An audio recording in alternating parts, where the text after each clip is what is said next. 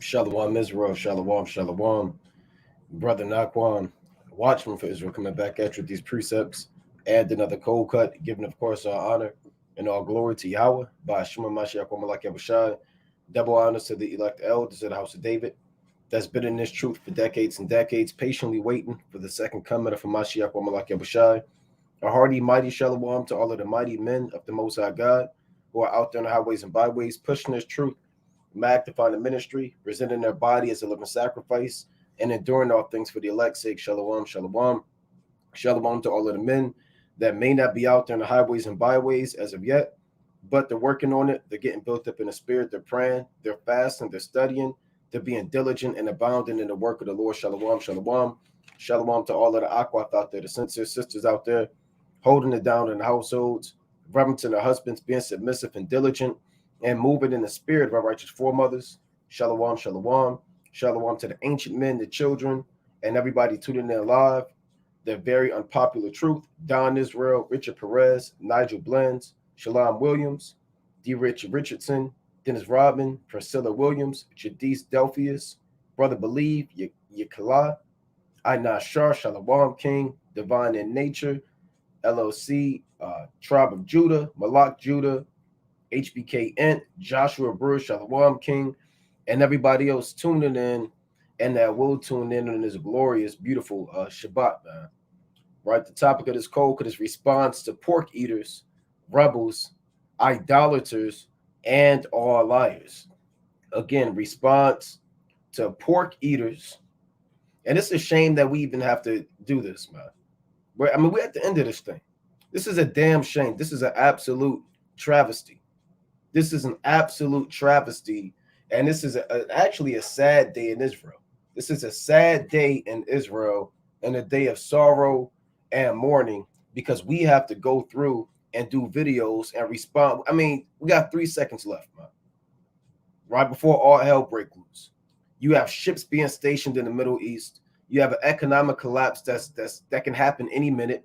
You have wars on the horizon. You have nations shooting off nuclear missiles. You got pretty much all hell breaking loose on the earth. You got uproars and massive prophecies are being fulfilled day in and day out. And while we're at the end of this thing, you still have Negroes who want to eat pork, who feign themselves as Israelites. So now we have to go through this and respond to pork eaters, rebels, idolaters, and all liars. I mean, this is unbelievable. This is absolute madness that men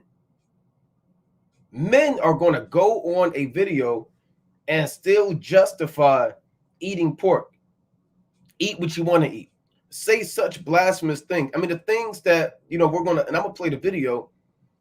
And, this guy, calls himself KD, whatever the case may be.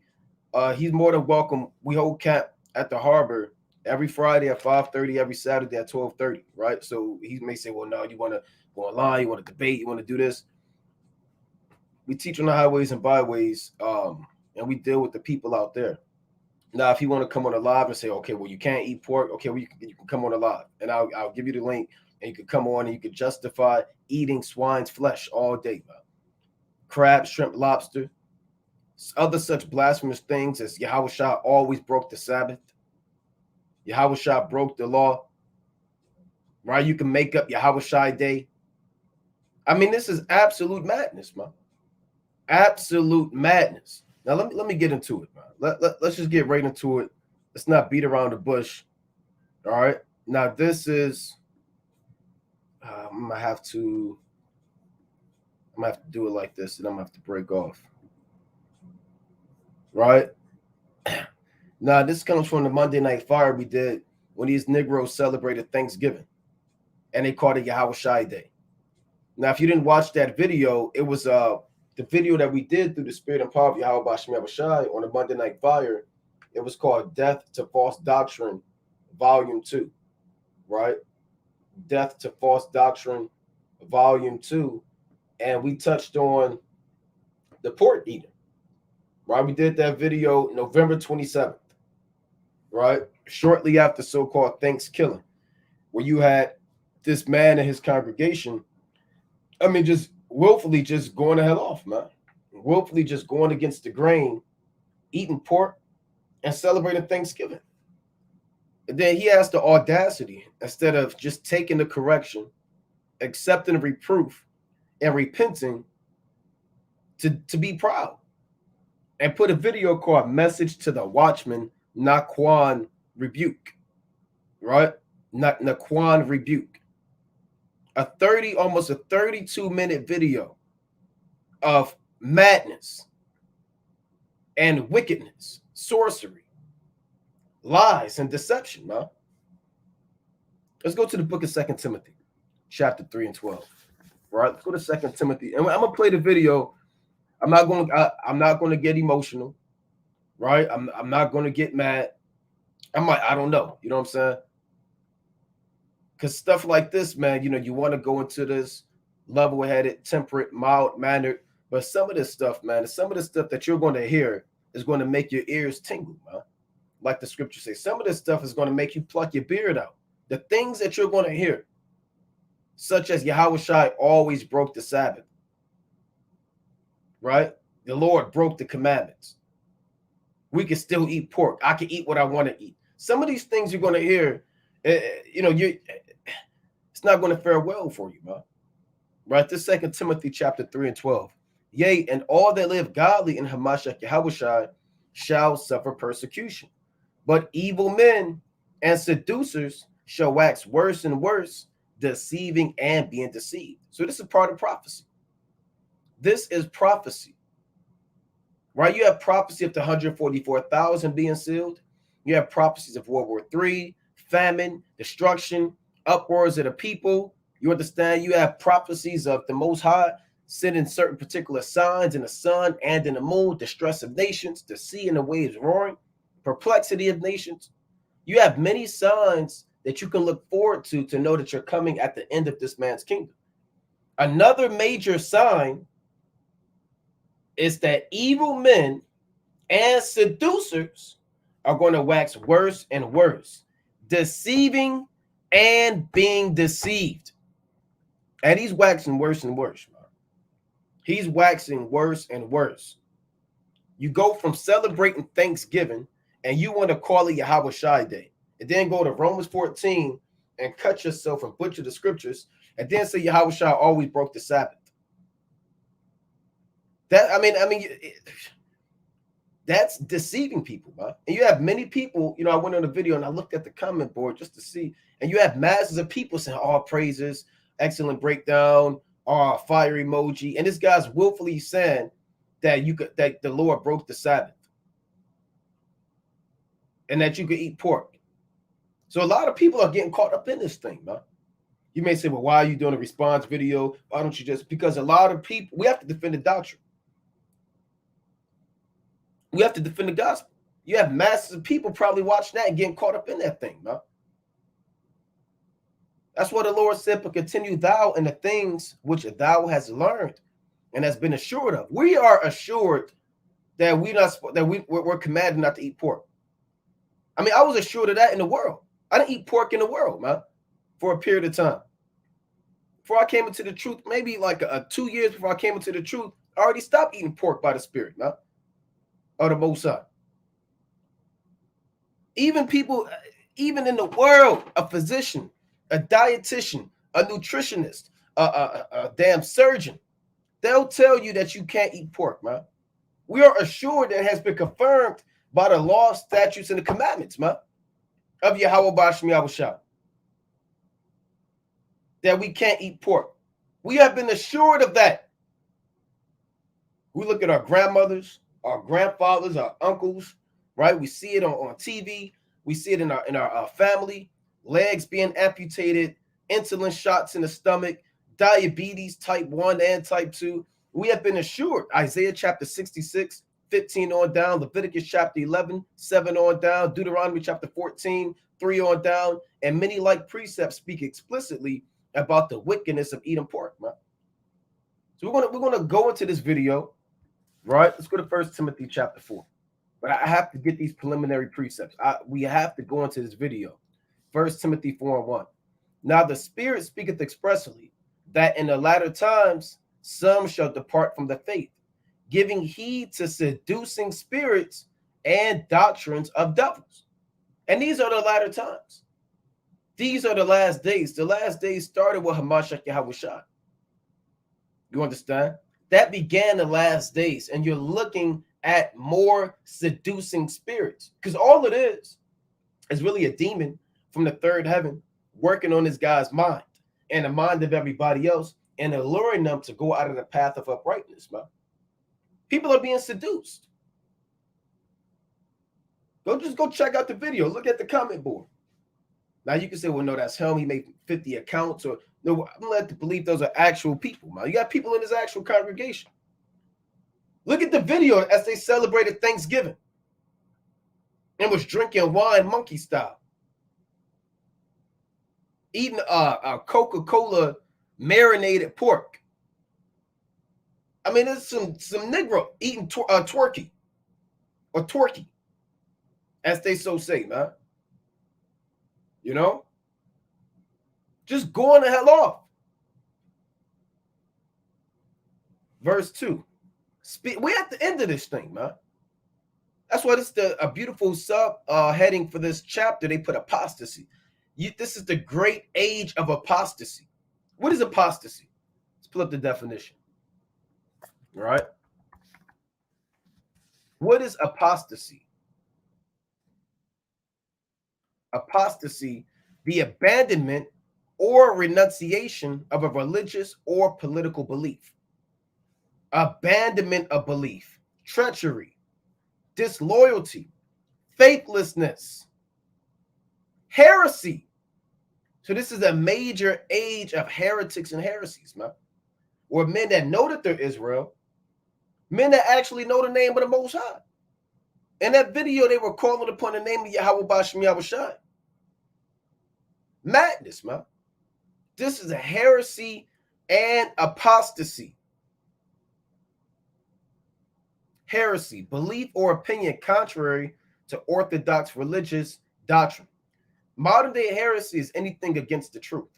If you teach contrary to Yahawashi's doctrine, that is classified as a heresy.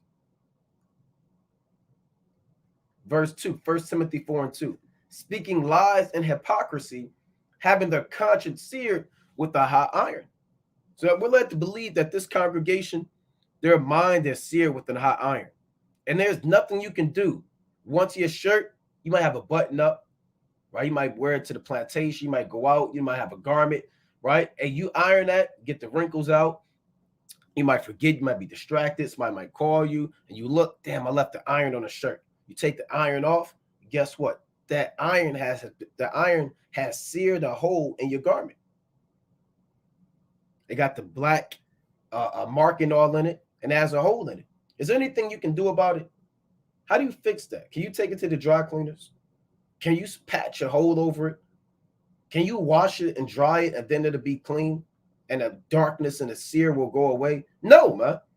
There's nothing you can do once that garment or that shirt has been seared with a hot iron. It's over. The only thing you can do is throw it out or burn it. There's nothing else you can do. There are certain men on the earth whose minds are far gone. There's nothing you can do about it. Their mind is seared. You could teach them. You could do another video. You can reprove them. You can rebuke them. You could do a live. It could be a debate. You could talk to them in person. You could call them on the phone. You could write them a letter. You could send them a text, a voicemail. There's nothing that certain people are going to do to get right with the Most High, because the Lord gave them over to these demons, man.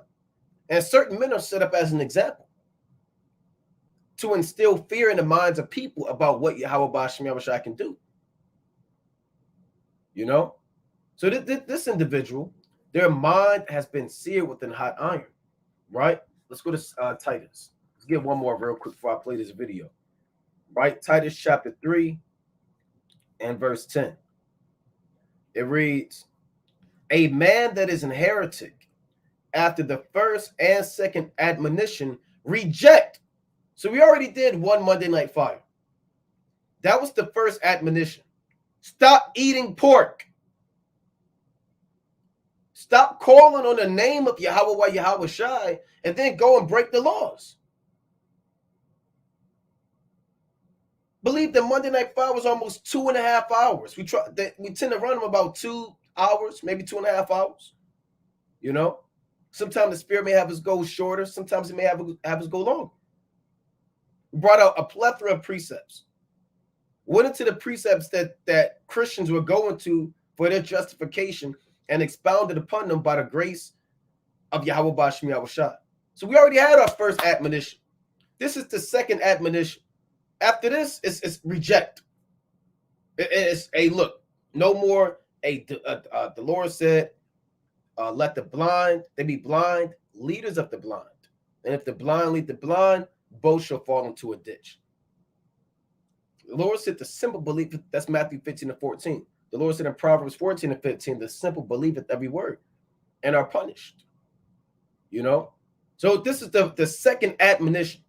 An admonition is a warning. A heretic is somebody that just goes against the doctrine of Yahawashi. And you have heretics. You had Alexander the coppersmith. You had Hymenaeus. You had Philetus. You had Hermogenes.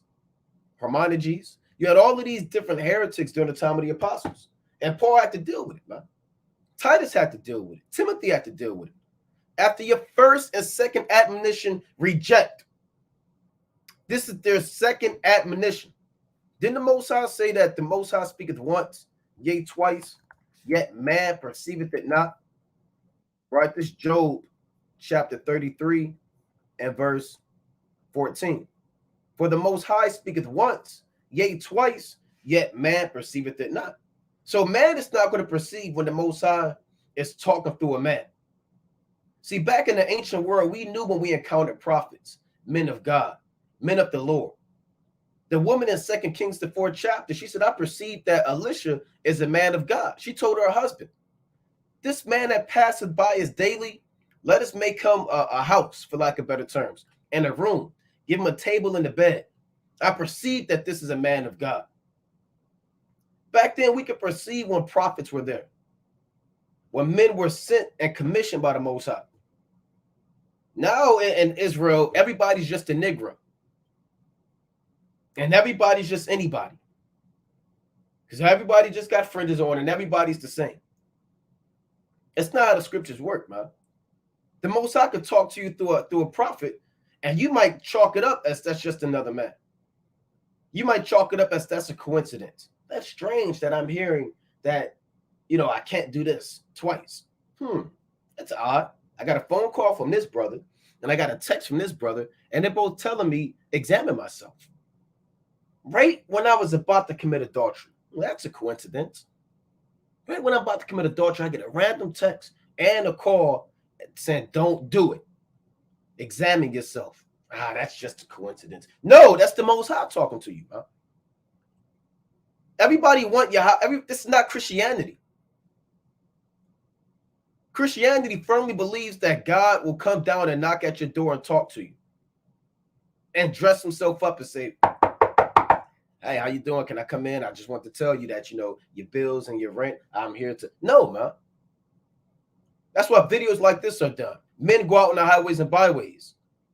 The Most High speaketh once, yea, twice, yet man perceiveth it not. Man just won't get it. Man just won't get it. They're just not going to get right. Certain people are just not going to get it, man. That's why it says a man that is a heretic after the first and second, because that's the Most High warning you, Salakia, once, and the Most High warning you twice. After that, reject. Knowing that he that is such, Salakia, knowing that he that is such is subverted, meaning he's under the truth. He's going to hell off. And sinneth, being condemned of himself. So let's play this video. This is the video. Message to the Watchmen, Naquan rebuke, right? Naquan rebuke. All right. So let's I'm gonna play this. This is madness.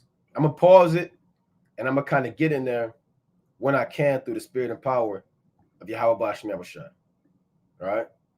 Now I know, let's just play it, right? I'm gonna try not to pause it. I'm kind of known for pausing every other second. I'm gonna try to let it play out. Right, but if we got to get in there, we got to get in there. This is madness. We're in the last days, man. That's why the Most High destroyed those wicked men, Korah, Dathan, Abiram, On, right? All of the wicked men that rose up in the wilderness, man. Rebels. How do you celebrate Thanksgiving? And I believe Sakari got all these demons too. I could be wrong. I believe they got all these guys because these guys was mentioned in the plethora of congregations. Now we don't know if this guy's set up. We don't know if he's an agent, if he was paid to teach this, or if he's just a Negro bugged out.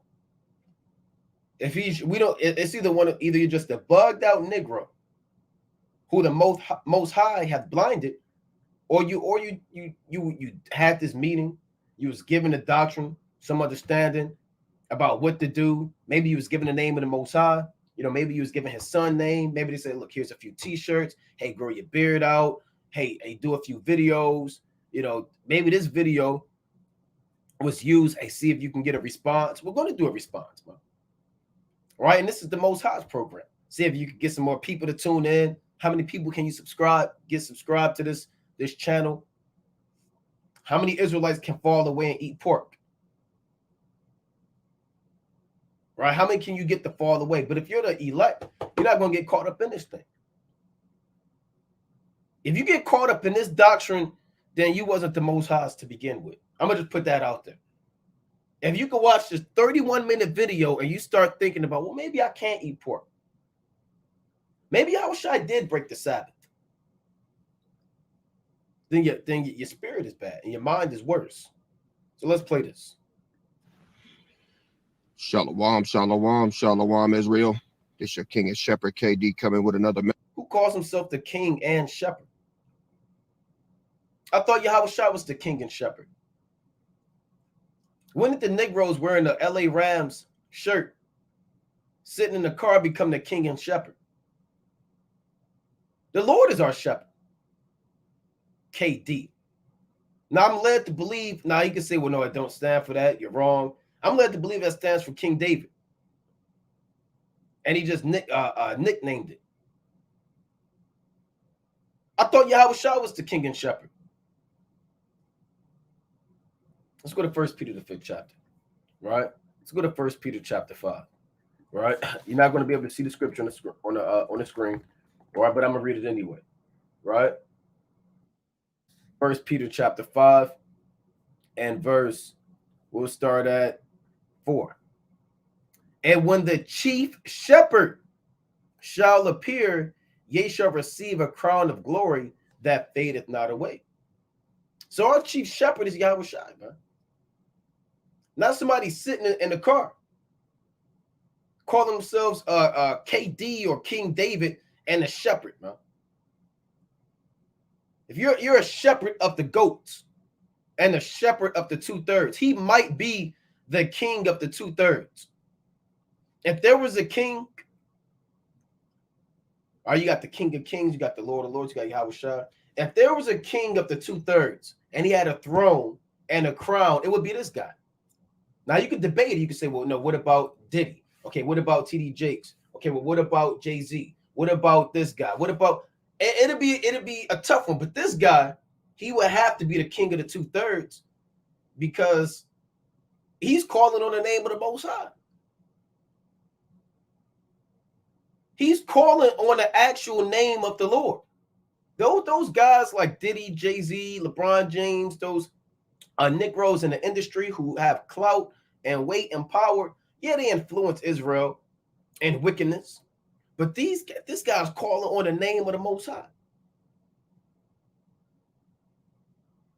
So how are you a KD, right? Or the shepherd, right? He didn't say a shepherd. Let's go back to this. Because all of the servants of the Most High are lower shepherds and pastors, but we're not the shepherd. There's a difference. So let's play this again. This is madness. We're less than 10 seconds in. I should have started this live earlier. Shalom, shalom, shalom, Israel. This your king and shepherd KD coming with another message of daily edification. You're a king and shepherd, leading people straight to hell. Let's go to Ezekiel chapter 14, right? Like I said, I'm going to try to let this video play out. Let's go to Ezekiel, the 14th chapter, right? King and shepherd, right? Ezekiel chapter 14 and verse 9. And if the prophet be deceived, when he hath spoken a thing, I, the Lord, have deceived that prophet, and will stretch out my hand upon him, and will destroy him from the midst of my people Israel. And that's what the Most High do, huh? So, okay, brother saying he believes he's King David. One lawyer, he actually believes he's King David. Okay, well, all right, well, there you have it. It's confirmed, right? It's confirmed. Now he could come out and say, look, I don't believe I'm King David, and then I'll apologize. If you come out and say, look, I don't believe I'm King David, I'll retract my statement. Well, I know KD stand for Kevin Durham or whatever, man. But I believe I've heard that plenty of times. This guy he believes he's King David back on the earth. King David could leap over a wall, right? So the Most High is saying that I, the Lord, have deceived that prophet. So if there's anybody pushing deception out there, any false doctrine, any lies, the Most High puts a spirit on that prophet or individual to push that lie. You can read that in 1 Kings 22. Micaiah said, I saw the Lord sitting upon his throne, and all the hosts of heaven standing beside him on his right hand, on his left. Right? So the Lord has all of these spirits up there. And he said, who will go up and cause Ahab to fall at Ramoth Gilead? So the Lord has an agenda and a purpose. There's a time and purpose for every judgment under the sun. That's Ecclesiastes 3:17. For every judgment, there's a time and a purpose, meaning there's a reason on why people get judged, and there's a time for you to get judged. And the Most High, he'll raise up a false prophet just so the people can follow him, so they can all be destroyed by the Most High. That's why he's risen up. You have to have a just balance. You're going to have the righteous prophets, and you're going to have the wicked prophets. Anything else is an abomination to the Most High. A false balance is an abomination. So don't expect to just have a bunch of men of the Lord and righteous men. You got to have these wicked men too, that the Lord deceived. He doesn't know what's going on. He really believes that he's right. And that's the scary thing about it. Ezekiel 14:10. And they shall bear the punishment of their iniquity. The punishment of the prophet shall be even as the punishment of him that seeketh unto him. So men that follow him and the man that's leading them, they're going to have the same judgment. And the Most High will do that. He will raise up intentionally, by design, through his divine foreknowledge, he will raise up a false prophet just to get everybody to damn drink the Kool-Aid, man. Right? The Lord he'll raise up these cults, these killers, occultic sects, and have masses of people follow these false lords and false Christs. It happens all the time. It happens all the time, man. Just so they can all die together. The Lord raised up Korah and the 250 men to follow him so they could all be destroyed. So let's go back to this. Shalom, Israel. This your king and shepherd KD coming with another message of daily edification brought to you through the spirit and power of Yahawashi. All praise is due. Peace and salutations to the royal house of David. I've been checking out some videos.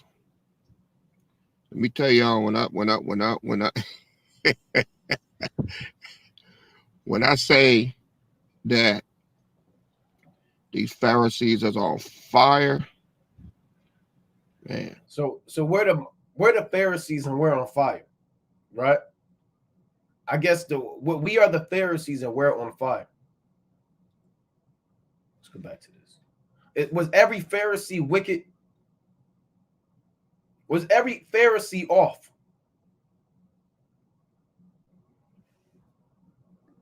Everybody just throws that word Pharisee out there. Nobody really understands what a Pharisee is. In Acts 15, you have Pharisees that believed in the Lord, man.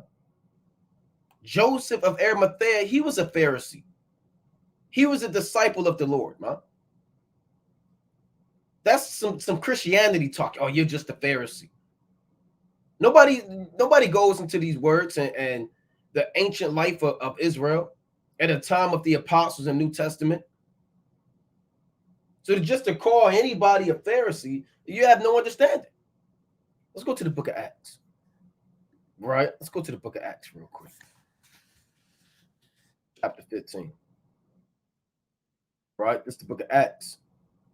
Chapter 15 and verse 5. But there rose up certain of the sect of the Pharisees which believed. So if we're Pharisees, we're the Pharisees that believe, right? Saying that it was needful to circumcise them and to command them to keep the law of Moses. You see that? So you have Pharisees that actually believe, man. This is madness. All right, let's go back to this video. Said the Pharisees are on fire. I have a video. Didn't Paul call himself a Pharisee? Right, let's go to the book of Philippians. Right, and he said in Acts, the 23rd chapter. Right, Philippians 3 and 5. Circumcised the 8th day of the stock of Israel, of the tribe of Benjamin, and Hebrew of the Hebrews, as touching the law of Pharisee. Let's go to the book of Acts, chapter 23. Right, this is the book of Acts, chapter 23, and verse 6. But when Paul perceived that one part were Sadducees and the other Pharisees, he cried out in the council, men and brethren, I am a Pharisee, the son of a Pharisee. Of the hope and resurrection of the dead, I am called in the question. And he did that to sow discord and righteousness, man, right? To get himself out of a jam. Nevertheless, Paul said he's a Pharisee on multiple occasions. Joseph of Arimathea was a Pharisee. You have many Pharisees in Acts that believed in the Lord. You have wicked Pharisees, right? You have wicked Pharisees. You have Pharisees that believed in Yahawashi. Right, and that's a whole nother history that goes back during the time of the Maccabees within itself, man. If you go back and read about the time of the Maccabees and the son of Simon and John Hyrcanus and the men, and you see how the Pharisees and the Sadducees actually came into a prominent position. And you study their history and understand how they were set up in the time of the New Testament. Because you don't see the word Pharisee in the Old Testament. So you have to go back, okay, what is this? How did they come into power? You know, how did they receive authority? How did they get the league with the Romans? You have to study all of that. You can't just blindly just call anybody a Pharisee. You know? Now, most of the Pharisees during the time of the Lord were hypocrites, man. Right? You read that in Matthew, the 23rd chapter. The newest one that I received from one of my brothers that's out of Chicago, Brother E. He sent me a video. Shit is like 2 hours long, man. Now the all praises video that started all of this, all right, the all praises video that started all this is only like, I don't know, 6 minutes. The all praises video is the video of this Negro eating pork, or really showing the pork that they're about to eat and praying over pork. That is the all praises video of them saying Barakatha Yahweh, Barakatha Yahawashi, as they just glorified their pork and Thanksgiving and called it Yahawashi Day. And told men to drink wine monkey style. Wickedness, man. What a menorah on the table. A menorah on the table, calling on the name of Yahawashi. If you don't know, go back and watch the video. The Monday Night Fire we did, Death to False Doctrine, Volume 2. We might pull it up. Coca-Cola marinated pork. On Thanksgiving. In the same spirit. And they want to call it Yahawashi Day. You can't just call any day Yahawashi Day, man. Okay, this is Christmas. I'm gonna set this Christmas tree up. This is King David's Day. Okay, Easter come around with Easter bunny and eggs. Okay, this is St. Peter's Day. Okay, Valentine's Day. Okay, this is Nehemiah's Day. Because we do it in the name of the Lord. That's insanity and foolery, folly and vanity. Okay, it's Halloween. We're going to put these demonic masks on and dress up like ghouls and goblins and warlocks and demons. But this day is Yahweh's day because we're doing it in the name of Yahweh. We're trick-or-treating in the name of righteousness. And the candy that we collect, we're going to pray over it and bless it in the name of the Most High. That's Christianity. Yahawashi Day. That just sounds off Yahawashi Day. If there was going to be a Yahawashi Day, the Most High would have put it out there. He didn't need you Negroes to turn the day Yahawashi Day. The Most High is not waiting on a Negro somewhere in California or Mississippi to just come up with a holy day, man, and call it Yahawashi Day. You think the Most High look at, damn, that's a good idea. I didn't think about that. Yahawashi Day. I kind of got a ring to it. I didn't think about it. They're taking Thanksgiving and they're eating pork. And they call it Yahawashi Day. No, man. The Most High's not up there. No, that's a wicked deed in the eyes of the Most High, man, and in the eyes of upright men. Yahawashi Day. It just sounds off. Because it is off. These niggas turned a 2-hour video. I mean, dissected every last little. We're increment. Supposed to.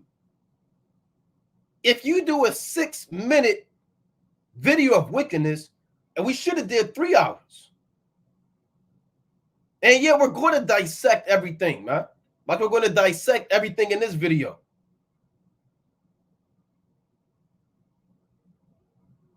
We're going to dissect everything. We're looking in the background. We're seeing what's going on. We're looking at people's spirits, demeanor, every word that's spoken, every precept broken down wrong, every butchered scripture, every stutter, every slur, every slip of the speech, every blink. We're looking at it, man. We're the watchmen of Yahawashi. So we have to defend the doctrine.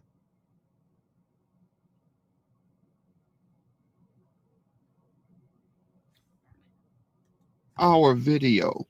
I mean, dissected every last little increment, man. It's crazy. And the way he talking is like some of the and it's from the cats out in Baltimore, the Watchmen of Israel, I believe in the Quan. We're the watchmen for Israel.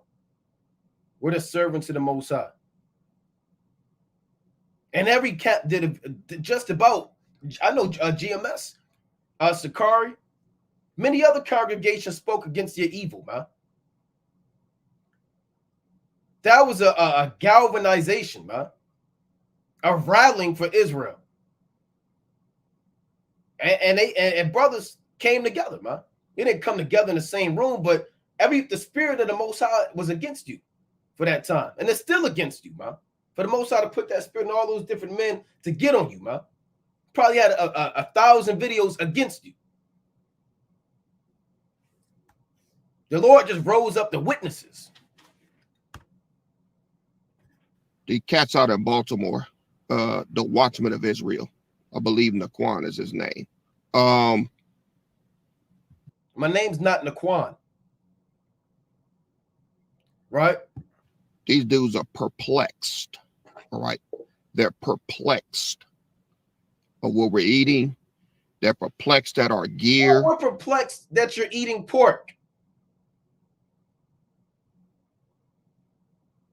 What Israelite wouldn't be perplexed that another Israelite is calling on the name of the Most High and eating pork? You would be off not to be perplexed. That shouldn't be normal. Status quo. That shouldn't be that, man. If I go anywhere and I see an Israelite say Barakatha Yahweh, Barakatha Yahawashi, and they're calling the Most High, then they proceed to take out pork and they put it on the table and eat it, I'm gonna be perplexed. You know, he might even be speechless, befuddled, astonished, aghast, bewildered. Let me see a brother eat some pork in front of my face, man, that know the name of the Most High with some fringes on.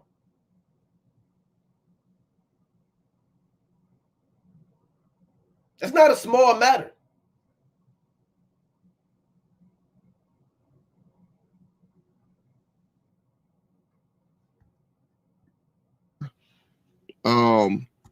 Of what we're eating. They're these dudes are perplexed. All right. They're perplexed of what we're eating. They're perplexed at our gear. They're talking about the skull and bone shirt. They're talking about we wearing fringes, which we didn't have on. I mean, mine is just melted, you know? And what I wanted to do, I wanted to listen to another. I still haven't finished it. I wasn't even putting the video up today, but I said, nah, I got to put something up, man. I mean, we're going to resume tomorrow, but I'm just giving y'all a little recap, man. They have no clue on what's coming. And Naquan, if this video makes it to you, brother, you cut yourself so many ways, man. All right. Especially when you went to Romans 14. All right. He said, you can't make it Yahawashi day. Well, why not? What do you, hold on. Let's go to Romans 14. You know why you can't make a day of eating pork Yahawashi day? Do we really have to explain that? A day of ham and a day of bacon? How are we going to cut ourselves saying that you can't take a day of wickedness? I just don't get it. I just don't get it. Let me play this again. This is madness. This Negro said, why not? What do you mean, why not? Especially when you went to Romans 14. All right. He said, you can't make it Yahawashi day. Well, why not? This is why you can't do it. This is why you can't do it. Right? Let's go to the book of Romans, chapter 14. This is why you can't take a day of eating pork and celebrating Thanksgiving and turn it to Yahawashi day. Right? Let's explain. I'm not going to go through this whole chapter. I believe we've done cold cuts in this entire chapter. But let's go down. We're going to read 1 through about, let's start at, we'll do it at maybe 6, right? So this is Romans 14:1. He that is weak in the faith receive ye, but not to doubtful disputations. So keeping it in its context, you might have had a brother in the ancient world. I mean, just like now, you got certain people that say you can't eat meat. You got to be a vegan or you have to be a vegetarian. They'll feel so bad if they eat meat, right? We deal with it all the time on the highways and byways. Oh, well, we can't eat meat. We can't do this. If a brother is weak in the faith and he doesn't believe that he can eat meat, receive that brother. You can work with that brother. You know, if he's sincere and he's willing to learn, you take that brother in. And that brother will learn and process the time that, hey, look, okay, we can't eat meat. Okay, the Passover is this, and here's this feast day. In the ancient world, they did this, and they sat at meat, and you receive that kind of brother. Everybody's not going to come in with the same boldness and the same faith. Everybody's not going to be willing to die for the truth immediately. Everybody's not going to be willing to put their life on the line, right, and do particular works that show their faith. But if a brother's weak in the faith, receive that brother. At one time, we were all weak in the faith. But you know who we don't receive? It says, but not to doubtful disputations. So don't receive somebody of doubtful disputation, meaning they constantly want to debate and dispute. Then it turns into scoffing. Then it turns into rebellion. Then it turns into, why are you doing this? Why are you doing that? See, it's different when you're humble and you really don't know, and you're asking questions you want to learn, compared to somebody that want to scoff and debate, and they really don't believe in the Most High. Don't deal with that guy. Don't receive him. It's going to explain as we read on. Verse 2. Because remember, in Rome, the chief city of that entire empire, you had meat that was sold that was dedicated to false gods. Jupiter, which is the so-called Roman version of Zeus. Mercury, which is the so-called Roman version of Apollos. Mars. There was a Mars Hill in Acts 17. Right, which is the Roman equivalent to Ares. And you have many foods and feast days and temples dedicated to these so-called gods. Verse 2. For one believeth that he may eat all things, another who is weak eateth herbs. This all things is not all pork, all duck, all damn snails, shrimps, crabs, lobsters. One that believeth he may eat all things is a brother that believes he can eat the righteous meats according to the law. Anything that's under the spirit of Leviticus chapter 11, right? 1 through about 3, Leviticus 11, 45 and 46, Deuteronomy chapter 14. Those are the all things. Venison, beef, turkey, lamb, chicken, even if you wanted to eat a giraffe, right? These things are lawful. One man, he believes I can eat that. Then you might have a brother who's weak. He's saying, nah, I'm gonna just eat some herbs. I'll take the Caesar. Give me the Caesar salad. Right? I'm not eating no meat. It's not talking about you can just eat whatever you want to eat, man. And just freak off. Verse 3. Let not him that eateth despise him that eateth not, and let not him which eateth not judge him that eateth, for the Most High hath received him. So what does this mean? When it says, let not him that eateth despise him that eateth not. I can't condemn a brother if you don't want to eat beef, man. If you don't want a burger, I can't say the Most High is going to destroy you. I can't say the Most High is not dealing with you. I can't pull a precept to justify that. I have to accept that, brother, man.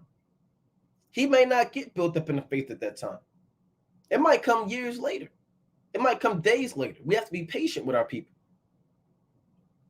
You know? And it says, and let not him which eateth not judge him that eateth. And he can't be vice versa. He can't say, oh, you're wicked. The Most High is going to kill you for eating pork. It's like you for eating beef. The Most High is going to kill you for eating lamb. The Most High is going to kill you for eating venison. He can't condemn us for eating clean meats, for the Most High hath received them. Who art thou that judgest another man's servant? To his own master he standeth or falleth. Yea, he shall be holding up, but the Most High is able to make him stand. So you can't condemn. When it says judge, it's condemnation. You cannot condemn a brother unto death or judgment of the law if that brother is fully persuaded in his mind that he can't eat meat. Right? You can't condemn that brother. The Most High is going to build that brother up and help him. the Most High can make him stand. Right? It's not saying that you can eat what you want to eat and do what you want to do. A heavy topic in Rome and Corinth was and Galatia, food sacrificed to idols. Right? Verse 5. One man esteemeth one day above another. Another esteemeth every day alike. Let every man be fully persuaded in his own mind.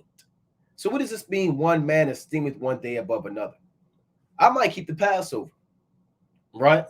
The 14th day at evening of the month of Abib. I'll have my lamb, bitter herbs, unleavened bread, and I'll have my wine.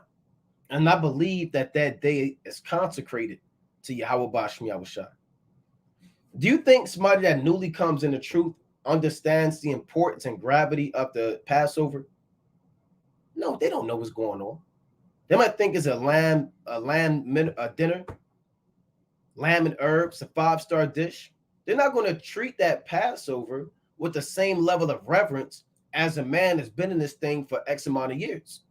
So we'll esteem that day and say the Passover is one of the top high holy days, top days, period, on the earth. Another man, he'll esteem every day alike. He'll say, man, that's just the 14th day at evening, just another Thursday or another Tuesday, another Friday.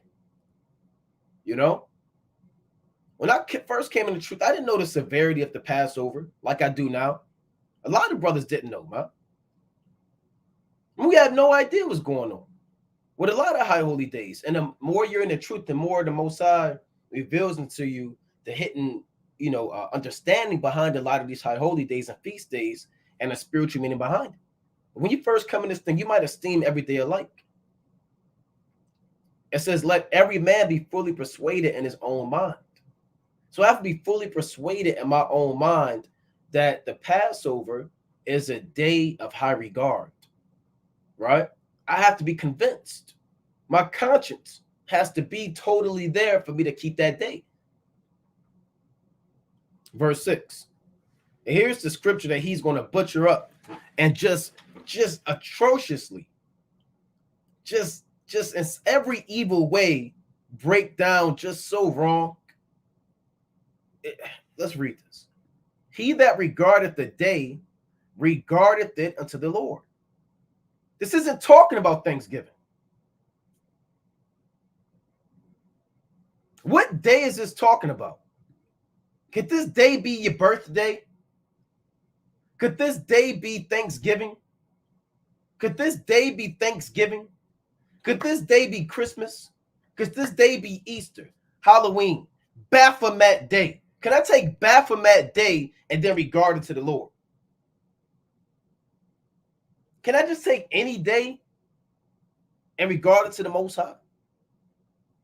You know how many wicked days there are, man? Can I take Columbus Day? Okay, I'm going to turn Columbus Day and I'm going to regard and turn it to Yahawashi Day. Let's go to Ecclesiastes chapter 33, right? He that regardeth the day, regardeth it unto the Lord. Let's go to Sirach chapter 33, right? And verse 7, right? Quick precept. This is Ecclesiasticus. Like I said, you're not going to be able to see the screen right now, right? This is Ecclesiasticus chapter 33 and verse 7. Why doth one day excel another, when as all the light of every day in the year is of the sun? So if a man weak in the faith, he might ask that question. This is a question to somebody that's weak in the faith, who might esteem every day alike. He might pose the question, how could one day excel another day? I thought the sun shined on every day. How could this day be different than this day? The sun rises, the sun sets. The moon rises, the moon sets. The stars in their constellation, they're in order. What determines that one day is regarded above another day? This is a question of a man weak in the faith. And then in verse 8 is an answer from a man that's strong in the faith. Verse 8, by the knowledge of the Lord, they were distinguished, and he altered seasons and feasts. So a strong in the faith man, he'll say, look, these days, even though the sun rises and sets on each day, they're only differentiated by the mind of Yahawashi. He has set particular dates and seasons and times to be of more importance than other dates, seasons, and times. Right? He has seasons, he has feasts. At Genesis 8, you have the winter time, you have the summertime, you have the seed time, you have the harvest. You have cold, you have heat, you have night, you have day. Here's the point. Some of them hath he made high days and hallowed them, and some of them hath he made ordinary days. So in Romans 14, when it says he that regardeth the day, it's speaking about high days. It's not talking about an ordinary day. There's nothing to regard of an ordinary day. Thanksgiving is an ordinary day. The last Thursday of November is an ordinary day. December 25th is an ordinary day. Valentine's Day, Mother's Day, Father's Day, Flag Day, Arbor Day, New Year's Day, New Year's Eve Day, Columbus Day, Independence Day, Memorial Day, Veterans Day. All of these are ordinary days. Romans 14 is speaking about a mind towards the high days. What are our high days? Your new moons, your Sabbaths, your major 3 high holy days, your Feast of Tabernacles, your Feast of Weeks, right? Your Feast of Unleavened Bread, your Purim, right? Your destruction of Nicanor, your Day of Simon. These are your high days. So when you go back to Romans chapter 14, it says, he that regardeth the day, regardeth it unto the Lord. These are your high days. We're going to keep the Passover, the Sabbath. We're going to regard it unto the Lord. He that regardeth not the day, to the Lord he doth not regard it. So a brother might not understand that this is a high day. He might not believe any importance of the Passover or the importance of the new moon. Right? He might not believe in the severity of the Day of Atonement. But he can't get built up to that level. He that eateth, eateth to the Lord, for he giveth the most high thanks. And he that eateth not to the Lord, he eateth not, and giveth the most high thanks. So when it says he that eateth, eateth to the Lord, it's not talking about you can eat a dead body and eat it to the Lord. That means you could just do whatever you want to do. You can eat a dead body. You can eat roadkill. You can eat feces. You can drink urine. You can eat pork. Eat rats, a starfish, an eagle, an ostrich, but I'm going to eat it to the Lord. This is Yahawashi Day. How in the hell can you eat pork and eat pork to the Lord when the Lord told you Negroes not to eat pork? Make it make sense.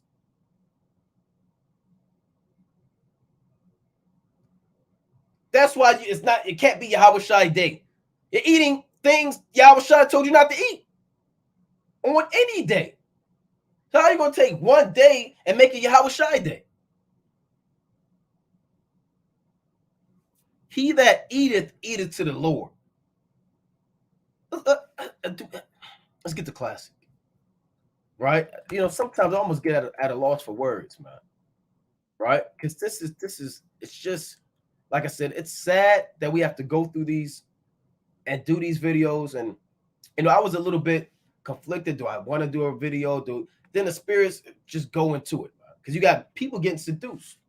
We're seeing people on the comment board get seduced. So I'm like, all right, well, okay, well, that's the straw right there. That's the line in the sand. Okay, well, let's just do a video on it, because you have Israelites being seduced.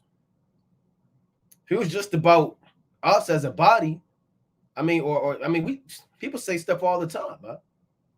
You know? And it is what it is. We keep this thing moving, man. We don't respond to everything, man. If we did, we'd be at our wits' end. But wickedness like this has to be rebuked, especially when Israel is getting seduced.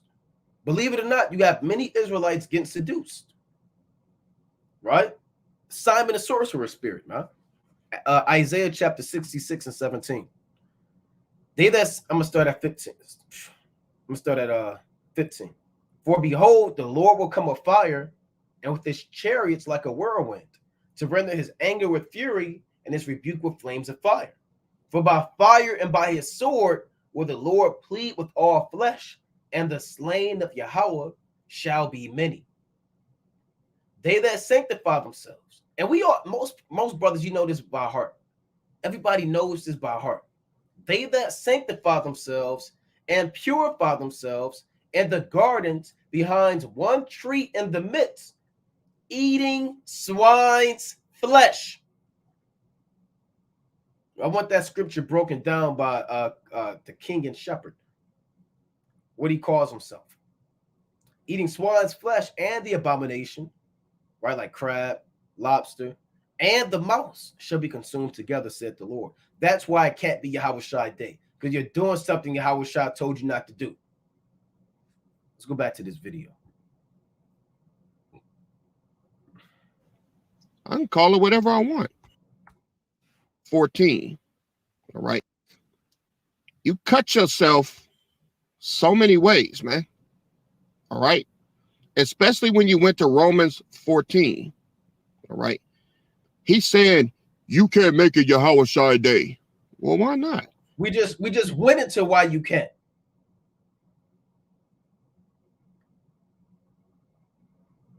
Because you're breaking the commandments.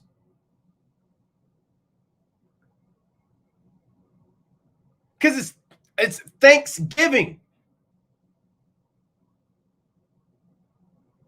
It's already a day set up for wickedness. I can call it whatever I want. No, you can't. You just can't call it. You just can't. You just can't. No. You just can't call it whatever you want. I can't call Halloween King David's Day. This is King David's Day. We're going to go trick-or-treating. You just cannot do that. No. I mean, what else do we have to say? You can't put on, dress up like a demon, get you one of the little pumpkin things, and load it up with Snicker bars, and it's called King David's Day. You can't just do wickedness and stamp the Lord's name on it, man. A day of adultery. You got these people that do swingers. They're swingers. They're adulterers. They put their keys in the bowl and they freak off. And you join that. Okay, this is Yahawashi's day. I'm going to deal with this man's wife, but this is Yahawashi's day. You can't. You just can't. And we went into why Ecclesiastes chapter 33. The Most High altered seasons and feasts. He distinguished the days. He don't need you Negroes to add to what he already established. Let's go to Deuteronomy chapter 4. Right? Why not? What a proud statement. Deuteronomy chapter 4 and verse 2. Ye shall not add unto the word which I command you, neither shall ye diminish aught from it, that ye may keep the commandments of the Lord your God, which I command you. So you can't add unto the word, and you can't take away from the word, right? And he's adding to it. This is Yahawashi Day. I can eat pork. Yahawashi broke the Sabbath plenty times. And I want to get to that point too. All right. Especially when you went to Romans 14. All right. He said, you can't make it Yahawashi Day. Well, why not? I can call it whatever I want. Well, you're eating on that day. All right, dude. The Native Americans didn't just get slaughtered on that day. Okay, well, hold on now. But they did get slaughtered on that day that you decided to eat and make it Yahawashi Day. What kind of justification is that? They didn't just get slaughtered on that day. But they did get slaughtered on that day. And we went into the history behind it.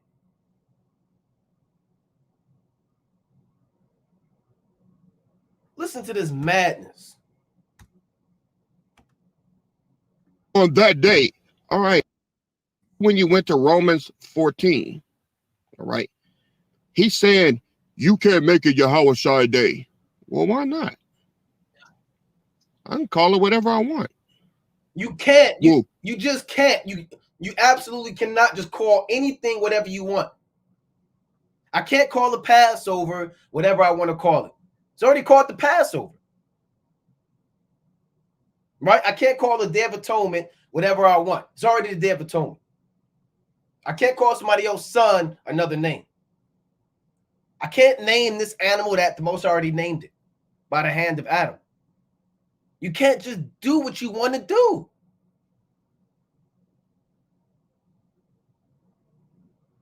Let's go to the book of Judges, chapter 21. Right? Let's go to the book of Judges, chapter 21. Right? I mean, this is just disheartening. Judges chapter 21 and 25. In those days, there was no king in Israel.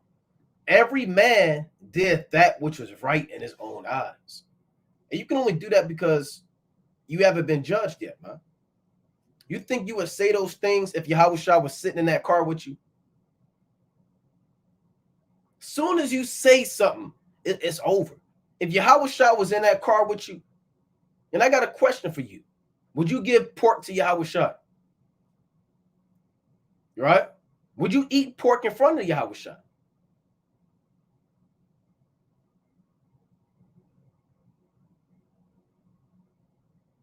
Would you spread your Coca-Cola marinated ham that you made and either offer it to the Lord or eat it in front of the Lord?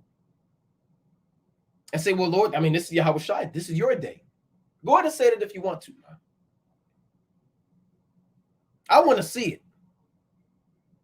I made this in your name. I made this for you. Can you just eat? I'm going to eat this in front of you. Go ahead and eat that in front of Yahawashi.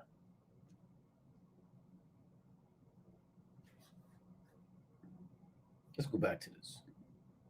You're eating on that day. All right, dude. The Native Americans didn't just get slaughtered on that day. But they did get slaughtered on that day. That's madness. It's like somebody, I got 4 brothers. One of the brothers in my family, he got shot on now this didn't happen, but I'm just saying a scenario. He got shot December 23rd, right? And then I make a big feast day on that. Oh man, we turning up, we having fun. That's a day of mourning. Then another brother gets shot December 24th, then December 25th. And you come to me and say, well, one of your brothers didn't just get shot on the 21st. They got shot all the time. Well, that doesn't justify it, man. That doesn't justify it. Just because they weren't just slaughtered on that day doesn't mean that you could just have a meal dedicated to that day, man. And call it Yahawashi Day. And I'm still looking for Yahawashi Day in the Bible. We done read the Bible plenty of times, twice told. And where's Yahawashi Day at? They got slaughtered every day. You act like slavery was one day. You act like Thanksgiving, yeah, it's a federal holiday. Christmas is a federal holiday. Can't help that. Can't help that. So what are we supposed to do? Sit around and sulk all day and we're not celebrating. Hey, yes, yeah. Look, we as a body in WFI, we fast as a body. We just want to put that out there. Every so-called Thanksgiving, brothers are fasting. We're not turning up. We're not getting drunk. We're not partying. We're not freaking off.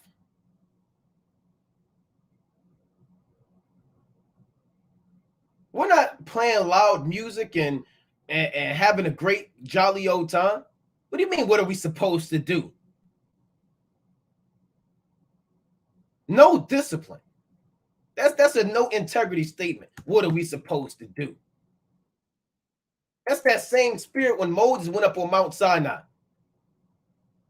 Let's go to the book of Exodus. What are we supposed to do? Just wait for Moses?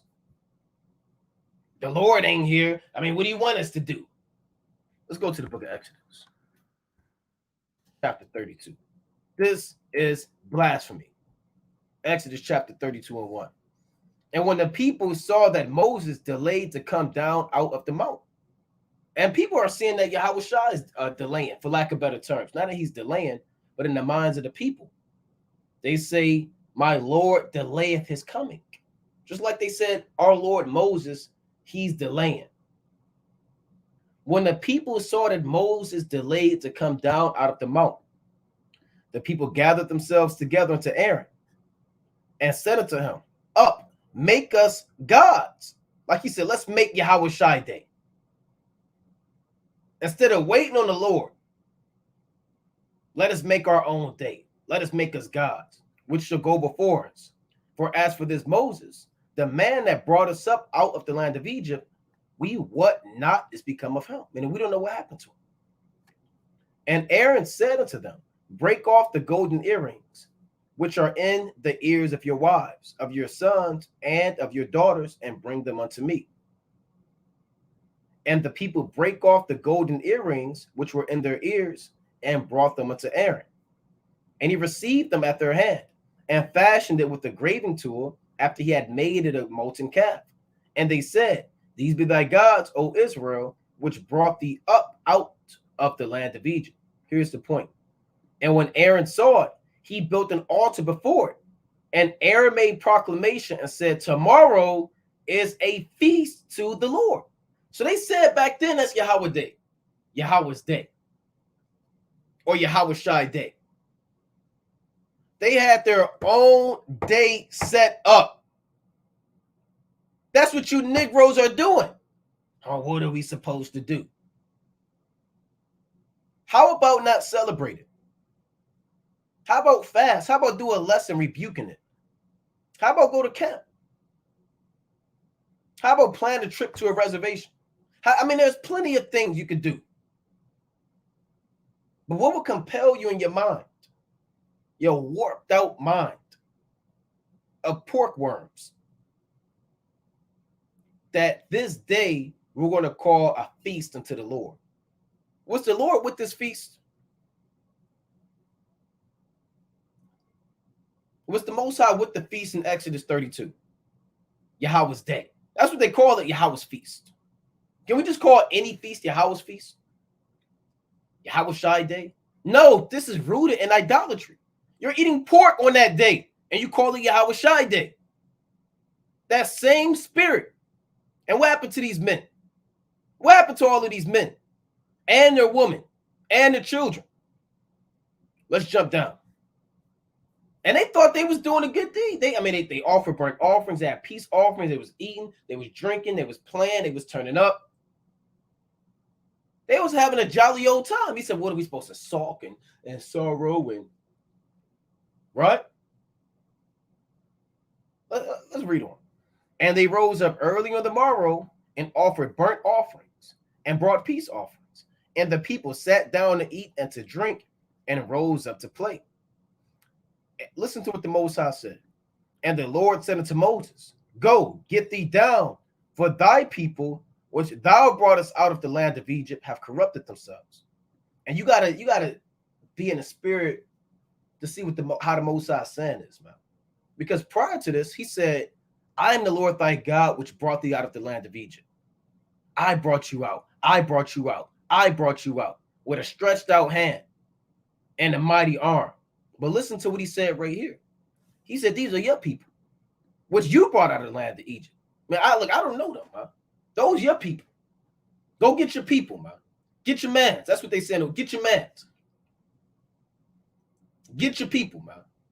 Go get those people you brought up out of the land of Egypt.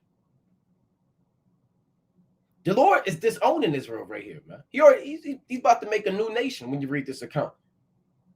Man, he's about to destroy them all in the wilderness and make a new nation out of Moses. You know? So where's the account of the Lord being with Yahweh's Day, Yahweh's feast? Tomorrow is a feast to the Lord. Didn't Jeroboam do the same thing and make a feast on the 15th day of the 8th month, like unto the one that is in Judah? And said it'd be too much for thee to go up to Judah. We're going to make our own feast. You can't just make your own feast. Or I believe that's First Kings chapter 12, and we'll start at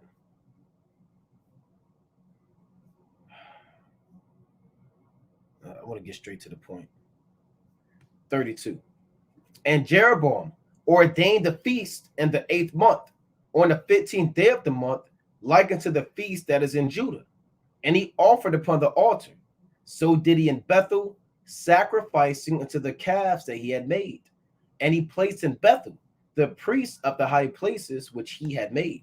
You see that? So he got men in his congregation, priests, officers, right? Whatever title they have. And they have their own feast days, man. Right? Like the feast in the time of Moses. So let's play this. Hey, slavery was one day. You act like Thanksgiving, yeah, it's a federal holiday. Christmas is a federal holiday. Can't help that. Can't help that. So what are we supposed to do? Sit around and sulk all day and we're not celebrating. Hey, if you choose to do that, that's on you. We chose to get the family together and make something good out of it. You can't do that. You can't do that. Well, then why do we do it then? Because it went off. What do you mean, why did you do it? You can't do. Don't ask, well, why did we do? You know why you did it, huh? Why do we do it then? We chose to get the family together and make something good out of it. You can't do that. Well, then why do we do it then? Why did you do it? Thou knowest, man. A reprobate mind. That's why. Well, why do we do it then? If it's so wicked, why didn't the Most High strike us down, man? Okay, we see that. Listen to this. If it was so wicked, why didn't the Most High strike us down? And make something good out of it. You can't do that. Well, then why do we do it then? If it's so wicked, why didn't the Most High strike us down, man? Why didn't the Most High strike you down? If it's so wicked, who says that?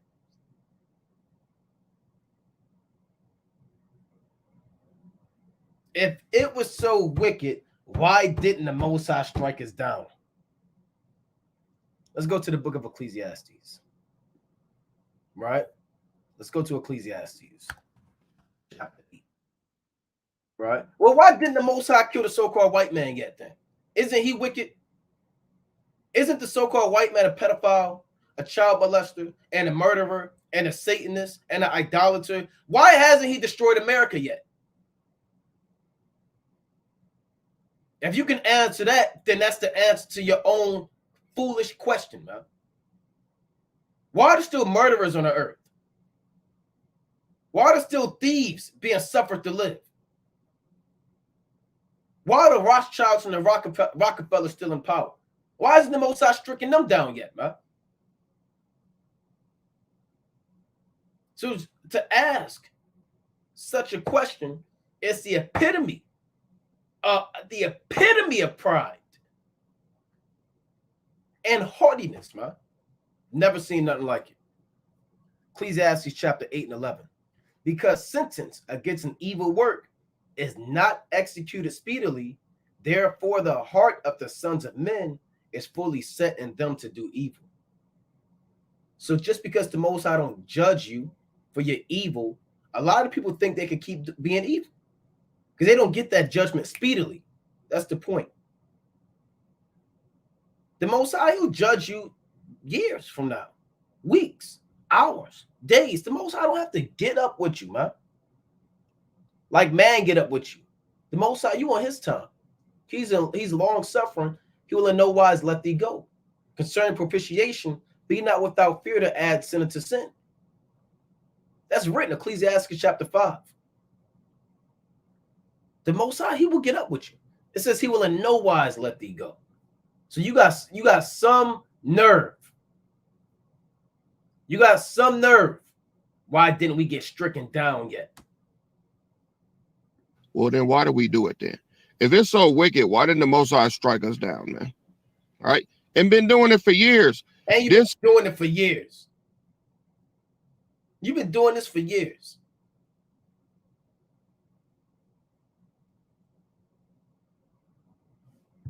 This video that I put out, it was for my family. It wasn't for the heathens. All right. But it got out. And I'm not mad at that because this was all by design. See, let me get a precept. Let's go to Matthew chapter 24. This is madness. This was all, it was by design. The Most High put it in your mind, Gonna hit, put that video out there for you to condemn yourself. verse 12. And because iniquity shall abound, the love of many shall wax cold. But he that shall endure unto the end, the same shall be saved. What does that have to do with you eating pork? What does that have to do with anything, man?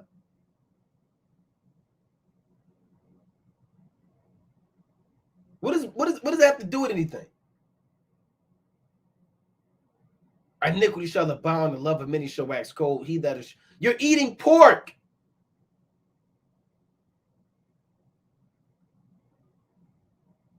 And just breaking the commandments. What does that have to do with anything?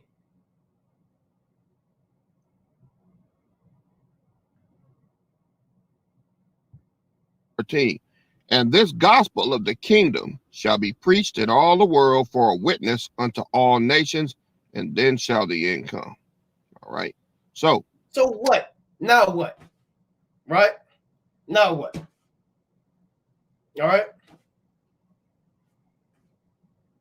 What is that? What are you going to do with that? What can you do with that?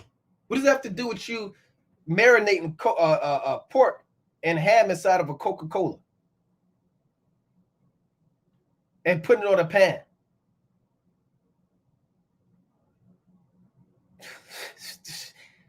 This is unbelievable. It's unbelievable. 1 minute you want to be, you're upset. And then the next minute it's like, well, it's like, it's almost like funny because it's unbelievable. It's like, there's no way this thing could be real. It's like a comedy. It's like a movie or something. It's like a skit or like a, like an act. So then you find yourself laughing, but then you realize, hold on, this is real. So then you start getting mad again. Say this again. All nations, and then shall the end come. All right. So right now, this little 6-minute video is a big deal. Yes, it's a big deal. Sin is a big deal. When has sin been a small matter? If something's going to get you put to death, if you think it's not a big deal, then your mind is bad. And you're in no position to judge. This was a big deal to Eleazar in 2 Maccabees 6. It was a big deal to the 7 brethren and their mother in 2 Maccabees 7. It was a big deal to the Most High. He put it in the laws. Nah, why is this a big deal? Mattathias slew a man. And these Pharisees are being just, they losing sleep over this, man. Over a piece of meat. Listen to that again, right? Like I said, this stuff is madness. Listen to what he said.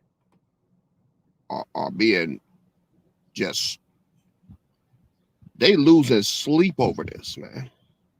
Over a piece of meat. Over a piece of meat.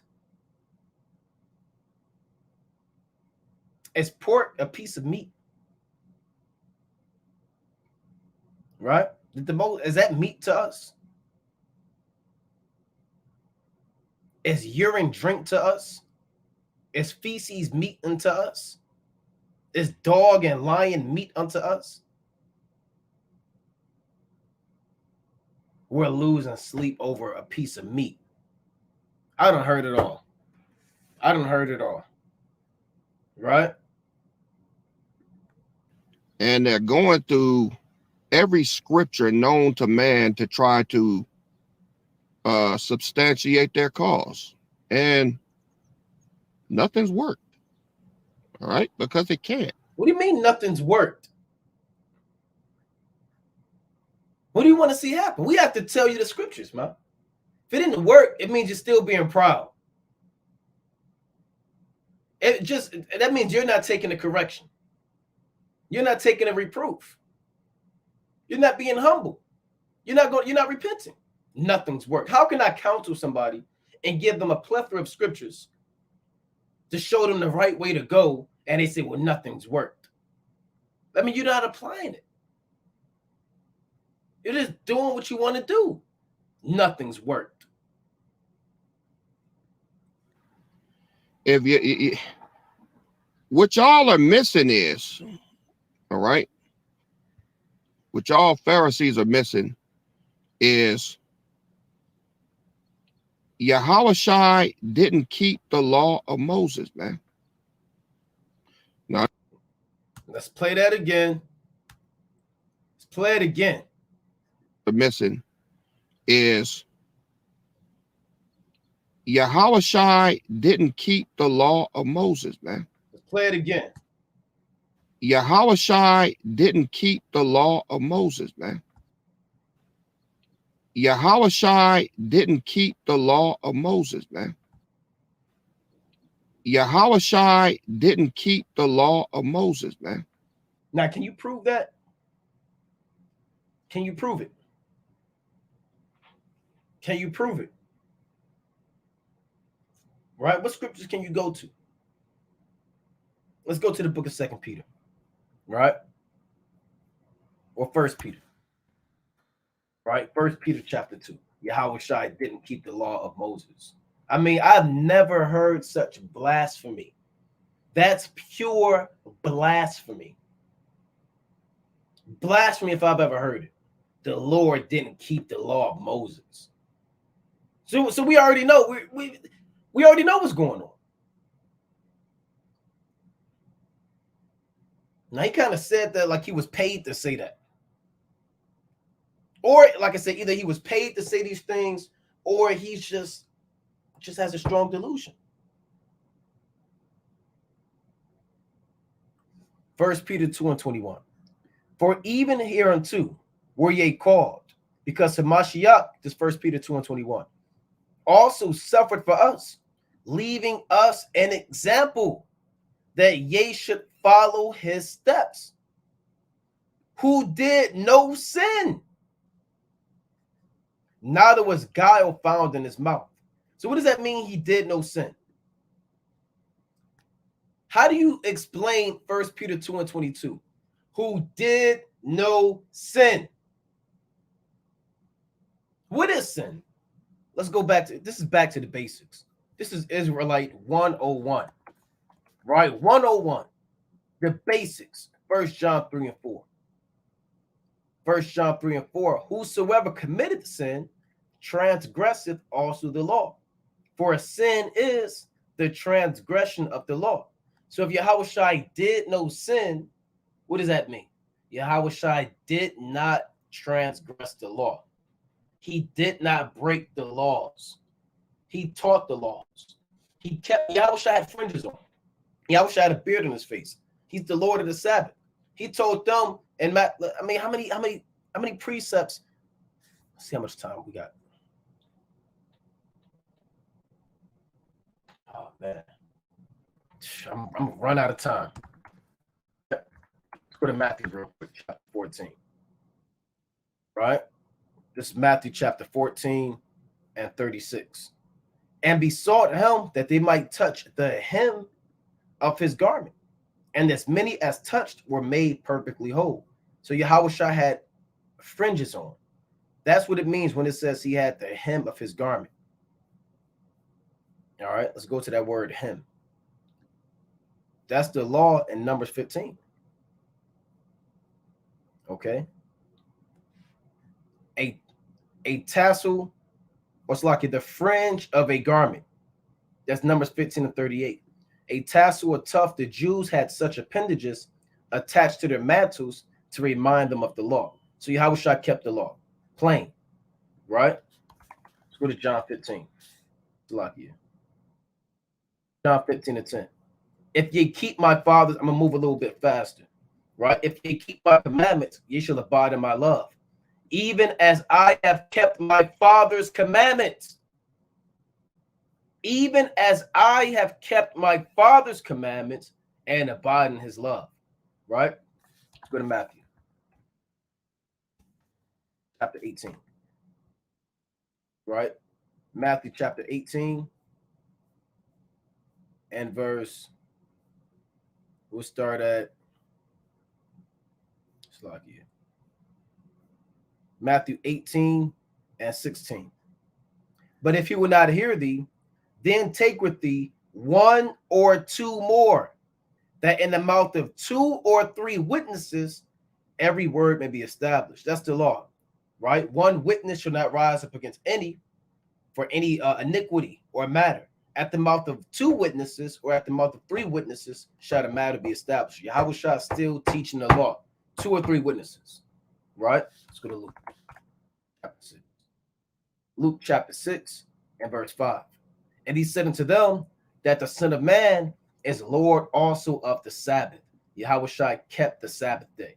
Like I said, we moving fast because there's so many accounts of Yahawashi keeping the law. Right? Matthew chapter 8. Or we'll get one more.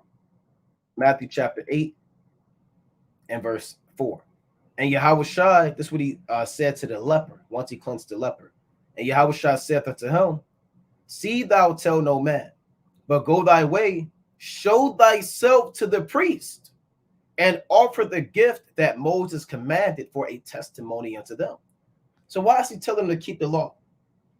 Yahawashi is keeping the law, enforcing the law. Right? I mean, you can't get around it. Can't get around it. Right? It's my put in the comment board, the classic. Matthew 5 and 17. Think not that I am come to destroy the law or the prophets. I am not come to destroy, but to fulfill. Right? So let's go back to this. And there's more we can go into, right?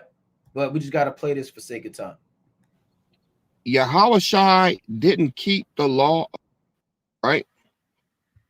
Which all Pharisees are missing is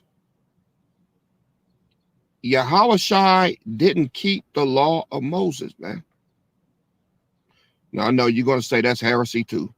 Well, I'm going to make you lose some more sleep.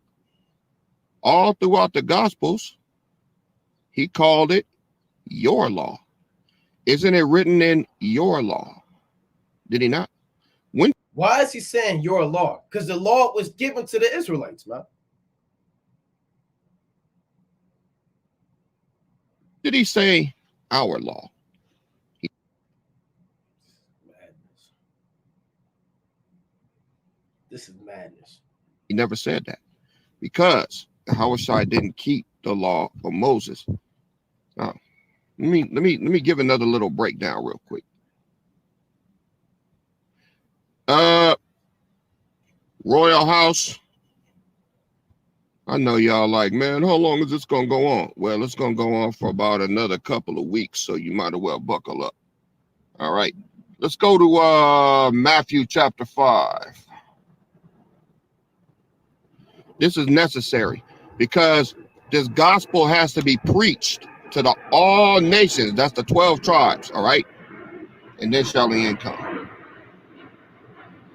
Let's go down to Pharisees. Because I mean, I'm just getting video after video, people sending me left and right. Okay. He says, think not that I am come to destroy the law or the prophets. I am not come to destroy, but to fulfill. Right? For verily I say unto you, till heaven and earth pass, one jot or one tittle shall in no wise pass from the law, then there's a comma, till all be fulfilled. All right. Now, I know that y'all think that Yahawashi is talking about he came to fulfill the law of Moses. He didn't. He says, think not that I am come to destroy the law or the prophets. The law and the prophets are Moses' law, right? Because the prophets were under Moses' law. He said, I am not come to destroy. I'm not here to destroy any of that. So he said, so how can you eat pork now? It just makes no sense. So now you can eat pork. I came to fulfill. To fulfill what? The law of liberty. Y'all never talk about that. Why is that? Now you're winging it. How did Yahawashi, and first of all, we have entire videos talking about the law of liberty. How did Yahawashi come to fulfill the law of liberty? That's madness. Let's go back to Matthew 5. Right? Let's go back to Matthew 5. When Yahawashi said, think not that I am come to destroy the law or the prophets, I am not come to destroy, but to fulfill. Because a lot of people, there was speculation about what Yahawashi would do when he came, right? His ministry, who he would come and teach and where he would be born at, where he'd be born in Galilee, Bethlehem. There was a lot of talk about what he would do and the doctrine, and he set the record straight because there was talk going on. He said, look, get this out of your head. Some people thought he was coming to take over Rome, and liberate the Jews at that time. So there was a lot of talk about what the Lord came on the earth to do. So Yahawashi, he said it straight off rip. He said, think not that I am come to destroy the law. I'm not going to come here to tell you that the laws and the commandments are over with. You can break the Sabbath. You can eat pork. You can be a fornicator. You can be a sodomite. You could be a warlock, a witch. That's not happening. Or the prophets. The Lord isn't going to destroy the prophets, right? Because the prophecies are of him. Isaiah speaks of the Lord. Micah speaks of the Lord. Plenty of the prophets speak of the Lord. I am not come to destroy, but to fulfill. And we know what he came to fulfill. The things that were written in the law and in the prophets that concerned him. He didn't come to destroy these things. He came to fulfill the things that were written of him in the law and the things that were written of him in the prophets. Right? Let's get a precept on that. Right? Let's go to the book of Acts. 3. All right, two quick precepts. Right? Let's go to the book of Acts, chapter 3 and 18. Acts 3 and 18. But those things which the Most High before had showed by the mouth of all his prophets that Hamashiach should suffer, he hath so fulfilled. So he hath fulfilled Genesis 49. 8 on down, his eyes being red with wine, his teeth white like milk. He has fulfilled Psalms 22 and 16 about being crucified. He hath fulfilled Psalm 16 and 10 on down about his soul not being left in hell. He hath fulfilled many other things. And there are more things that have to still be fulfilled. Like Isaiah chapter 66, Isaiah chapter 63, Isaiah chapter 61, right? Many, Isaiah 49, Isaiah 60, Isaiah 14, Isaiah 33, Isaiah 31, Isaiah 30. There are many other things, even in the book of Isaiah alone, that have to be fulfilled. How many prophecies in Jeremiah have to be fulfilled? Countless. Ezekiel, Daniel, Haggai. So if the Lord destroyed the prophets, he would disannul the plan that Yahweh has set up for him. Right? Let's go to the book of Luke. Fuck, I want 24. Luke chapter 24 and verse 44. Right? These are the basics. And he said unto them, these are the words which I spake unto you while I was yet with you. Right? There's a Luke 24 and 44. That all things must be fulfilled, which were written in the law of Moses and in the prophets and in the Psalms concerning me. Law of Moses, like what? I named a few. Even Deuteronomy 18:15 through 18, that has to be fulfilled. The prophets, Isaiah chapter 61, fulfilled in Luke chapter 4, 17 on down.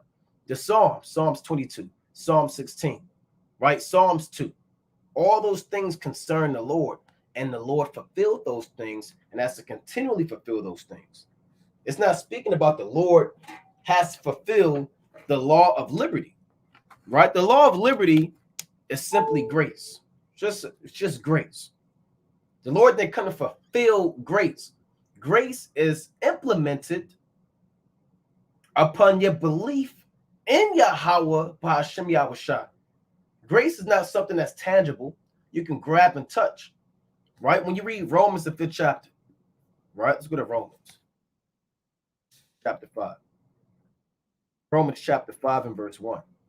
Therefore, being justified by faith, we have peace with the Most High through our Lord Yahawashi HaMashiach, by whom also we have access by faith into this grace wherein we stand and rejoice in the hope of the glory of the Most High.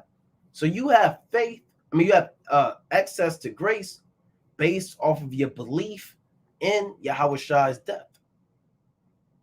And that his death liberated you from the bondage, or the penalty rather, of the law.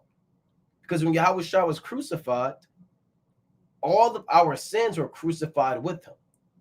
And now you're justified from all things from which you couldn't be justified by the law of Moses. So if you committed murder, adultery, you broke the Sabbath, now you can repent from those things because grace abounds. He didn't come to fulfill something. It was a gift given that abounds when you read this chapter. All right. So let's go back to this. And grace is a whole nother lesson within itself. One, why you never talk about the law? T. Y'all never talk about that. Why is that, Naquan? Why you never talk about the law of liberty?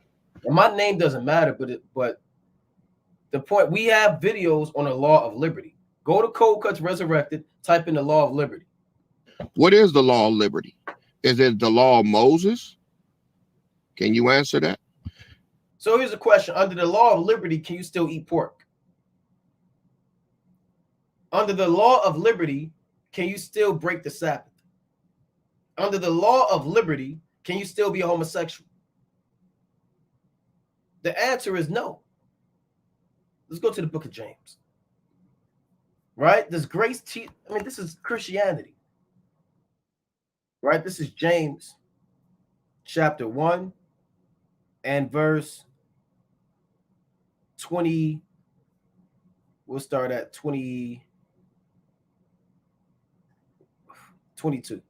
We'll get straight to the point. 25.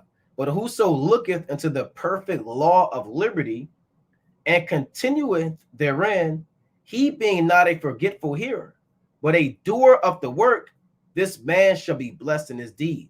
So if you really are about the perfect law of liberty, you have to do the works of Yahawashi. And part of the works are keeping the commandments. The law of liberty is just saying, hey, look, you are no longer in bondage of the law. You have been liberated from the penalties of death that come with the law. Right? You have been made free by these things. But simply because you've been liberated, does that mean you could keep going against the grain? Right? And breaking the commandments of the Most High? No. Right? Let's go to Titus 2. Titus 2 and 11. For the grace of the Most High that bringeth salvation hath appeared to all men, teaching us that denying ungodliness and worldly lust, we should live soberly, righteously, and godly in this present world. So if you accept the grace of the Most High, grace teaches you to deny sin and worldly lust, like eating pork, celebrating Thanksgiving, and calling it Yahawashi Day. That is worldly lust. Drinking wine monkey style. That's not living soberly. So the law of liberty teaches you to perfect yourself before Yahawashi returns. Those are two different laws. All right.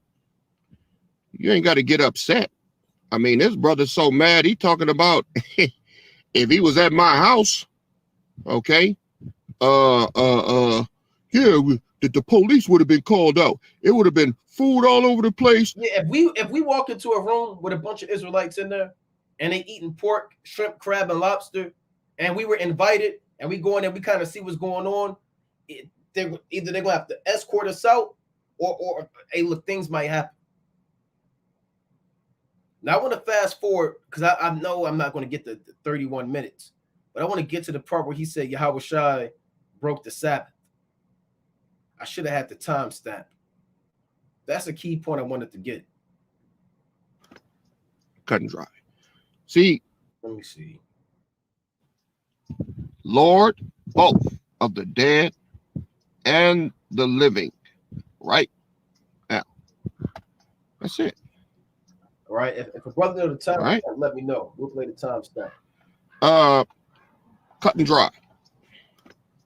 Cut and dry. See, y'all really don't know what y'all doing, man. You think my understanding is flawed and everything? No. And hey, family, I wish y'all, I mean, this video just too long, man. Maybe I'll show y'all a couple of snippets one day. I sent it out to the Brotherhood, as many as I could get it out to. Shout out again to King E from Chicago that sent me that, because I know nothing about it. They got shit floating around about me, man, that I'm like, I mean, these dudes is eating this up, man. They are perplexed. They hurt, man. You know. And it's crazy, but they've never seen this before. He said, no, we've never seen it. I've never seen it before. Never seen it before. Crazy, but they've never seen this before. He said, I don't know if anybody's ever seen this before. Maybe people who have been in the truth, 30 years, 40 years, maybe 20 years, maybe they've seen it, right? I haven't seen it before. Never seen it. A congregation called on the name of the Most High with a pork roast. Now you can say, well, it wasn't pork roast, it was pork thigh. It don't matter. Man. Never seen it before. Drinking wine monkey style. Yeah. And it's crazy, but they've never seen this before. He said this is the worst video he's seen since he been in the truth. And I'm gonna retract that statement. This is the worst video I've ever seen ever in my life. Ever in my life. I've never seen nothing like it. Of the world and in the truth.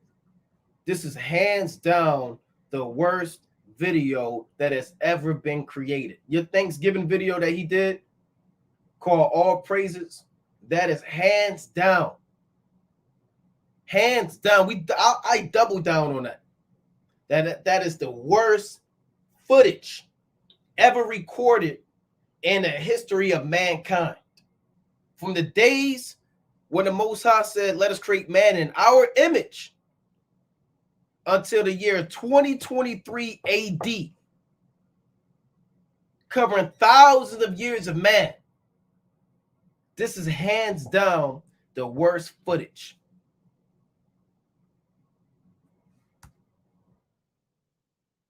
Man, and it's crazy, but they've never seen this before. He said this is the worst video he's seen since he been in the truth. Why? Because everybody was unbelievable. I'm telling you, man. I mean, a question that he, rhetorically asked himself, and his responses are just madness.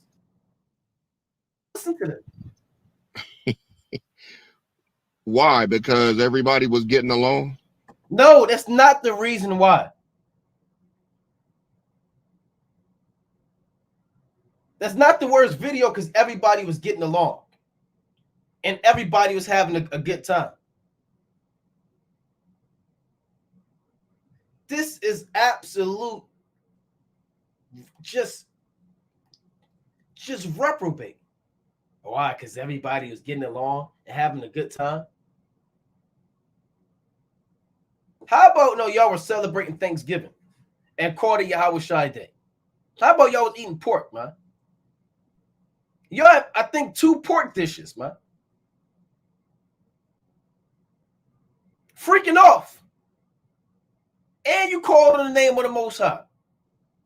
And you had a menorah on the table. And it was Thanksgiving, man. A day of murder and genocide for your brother and your sisters and your forefathers and your foremothers, man.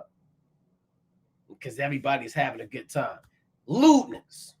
The worst video he's seen since he been in the truth.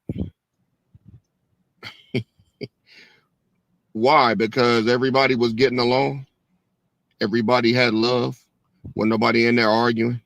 Wasn't nobody in there judging one another. Y'all should have been in there judging one another. That's the problem. Nobody was judging one another. Nobody in that whole room said, maybe we, hold on, why are we eating pork? I think it was like 20 people in the room. So on this channel, it's called All Praises. We did the Monday Night Fire Rebuke, Death to False Doctrine, Volume 2. Is that what made you mad? See, they get mad when they can't control you. All right. What they want to do, they don't want anybody out here claiming Israel that's not under their control. All right. Let me break some other things down for you, Naquan. You talking about. First of all, what does that have to do with you eating pork? That's like an ad hominem argument, man.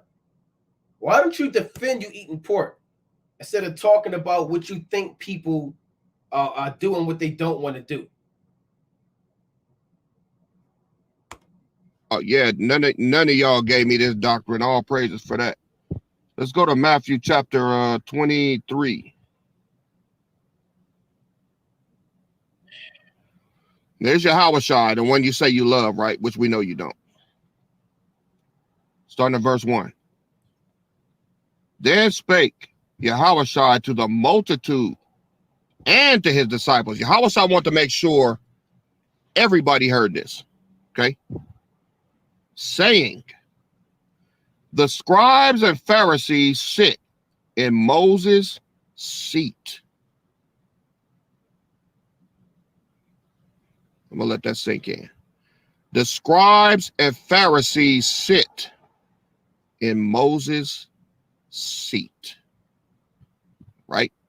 That means anybody that's attempting to keep the law, anybody that's teaching the law, you sit in Moses' seat. And you are Moses' disciple. Verse 2. How did you get to that? How did you deduce? How did you come to that? You're Moses' disciple.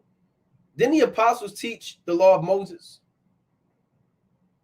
Didn't they command them in Acts 15 not to eat things with blood, things strangled, to stop committing fornication, and eat things sacrificed to idols? Didn't they tell them to abstain from these things? You're Moses. So he's trying to say we're Moses' disciple, and he's the disciple of Yahawashi. You're saying Yahawashi was Moses' disciple then? Because Yahawashi taught the law of Moses. And it's not even the law of Moses, it's the law of the Most High. If you really had understanding, Yahawashi gave the law to Moses. No, verse 3. All therefore whatsoever they bid you observe, that observe and do. But do not ye after their works, for they say and do not. Now, what does that mean? Does that apply to now? Nah, doesn't apply. Are you just going to say that doesn't apply to now? Nah. Otherwise, he'll cut himself, man. Because if we the Pharisees, you're supposed to observe and do what we say.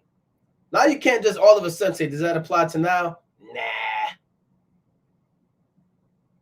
Well, that means you can't call us Pharisees, man. All right, you just cut yourself. You can't call us the Pharisees. Because otherwise, Matthew 23:1 says you got to listen to us. You might have to do what we do, but you got to listen to us, man. And we told you not to eat pork. So if we the Pharisees, you got to listen to us. You can't say, well, no, that don't apply now. Right? You done cut yourself, man. We the Pharisees, we're Moses' disciple. We're sitting in the law and the seat of Moses. Yahawashi told you explicitly, whatever, if we the Pharisees, which we're not saying we are, I'm just being facetious, right? If we are those Pharisees, you got to listen to us, man. And you can't say, well, no, that doesn't apply right now. Right? So you have, I mean, you cut yourself in two ways, man. But do not ye after their works, for they say and do not. Now, what does that mean? Does that apply to now? Nah, doesn't apply to now. Well, I'm going to prove it to you. Just, okay, well, it doesn't apply to now. I'm going to prove it. All right. When Yahawashi said that, the law of Moses was still in effect. That's why he told them, whatever they tell you to do it. All right. Now, Yahawashi wasn't here to uplift and keep the law of Moses going. He was living the law of liberty. That's why he broke the Sabbath. Oh, there we go. You see that? Listen to this. Listen to this blasphemy. Now, Yahawashi wasn't here to uplift and keep the law of Moses going. He was living the law of liberty. That's why he broke the Sabbath. Lift and keep the law of Moses going. He was living the law of liberty. That's why he broke the Sabbath several times. He was living the law of liberty. That's why he broke the Sabbath several times. He was living the law of liberty. That's why he broke the Sabbath several times. Oh, well, now you got to prove that. Now you got to prove that Yahawashi broke the Sabbath several times. You have to go to, that means you have to go to every account of the Lord breaking the Sabbath and then prove it. And prove it and show how he broke the Sabbath. Get the account. Didn't the Lord say, let's go to 1 Thessalonians. Didn't the Lord say, prove all things? Right? 1 Thessalonians chapter 5 and 21. Prove all things, hold fast that which is good. You got to prove that, man. Let's go to Hebrews chapter 4. How could Yahawashi be a lamb without spot and without blemish? If he broke the Sabbath, if he sinned several times. Blasphemy, man. Hebrews chapter 4, right? And verse, Salaki, I want, bear with me, 15. Hebrews chapter 4 and 15. For we have not an high priest, which cannot be touched with the feeling of our infirmities, but was in all points tempted like as we are, yet without sin. What does it mean Yahawashi didn't sin? Even though he was tempted, even though he dealt with adversity, even Peter said, Lord, this shall not be so unto thee. And tried to tell him, look, you don't have to be crucified. Even though he dealt with adversity, and his brothers didn't believe in him. Simon and Joseph, man. Yet he was without sin. So where's the account of him breaking a Shabbat? Where's the account? Let's go to 1 Peter. He broke the Sabbath plenty of times. Right? 1 Peter chapter 1 and verse 19. But with the precious blood of Hamashiach, as of a lamb without blemish and without spot, perfect. Blasphemy. Let's get the law concerning blasphemy. Go to Leviticus chapter 24. This is Leviticus chapter 24 and verse 10. And the son of an Israelitish woman, right, whose father was an Egyptian, went out among the children of Israel. And the son of this Israelitish woman and a man of Israel strove together in the camp. So you got this Egyptian, he beefing with this brother, this Israelite. They fighting in the camp, right? And the Israelitish woman's son blasphemed the name of Yahweh and cursed. So I'm not going to give an example of what he did, but he blasphemed. He basically cursed out the Most High, and he called the Most High name out. You know, he blasphemed the name of the Most High and cursed. And they brought him unto Moses, and his mother's name was Shelemith, the daughter of Dibri of the tribe of Dan. And they put him inward, that the mind of the Lord might be showed them. And the Lord spake unto Moses, saying, bring him that have cursed without the camp, and let all that heard him lay their hands upon his head, and let the congregation stone him. So in the ancient world, you get stoned for blasphemy, man. And you lay false charges. Because if you say Yahawashi broke the Sabbath and you can't prove it, don't you know you get the penalty for the charge that you laid on somebody that you can't prove? This is Deuteronomy chapter 19 and verse 16. If a false witness, right? So this guy's going to get put to death, right? He's going to get put to death if you don't repent. If a false witness rise up against any man to testify against him that which is wrong. So he's a false witness. He's saying Yahawashi broke the Sabbath several times. Now he needs another witness. He may need a third witness. And we dare somebody to corroborate and be a witness and testify against the Son of Man. Who's going to be your second and third witness? And say and lay these charges that Yahawashi broke the Sabbath. Then both the men between whom the controversy is. Now you started a controversy with the King of Kings. Shall stand before the Lord, before the priest and the judges which shall be in those days. And the judges shall make diligent inquisition. And we are making diligent inquisition. And behold, if the witness be a false witness, and hath testified falsely against his brother. Look what you're doing against Yahawashi, your brother, your Lord. You're laying false charges against your king. You're speaking against the king. So what's the penalty for a false witness? Then shall ye do unto him as he hath thought to have done unto his brother. So shalt thou put the evil away from among you. So you're essentially saying Yahawashi should have been stoned. Why don't you just come out and say it? Just say it. You believe that Yahawashi should have been stoned. If he broke the Sabbath, he should have been stoned. But if he didn't break the Sabbath, which he didn't, and you laid that charge on him, you're supposed to be stoned. You are going to be stoned by brimstone. That's the new stoning that's coming back. The brimstone, right? A lot of people are going to get stoned in the last days. So let's go back to this. Madness.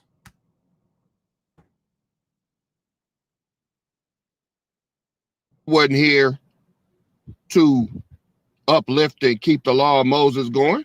He was living the law of liberty. That's why he broke the Sabbath several times.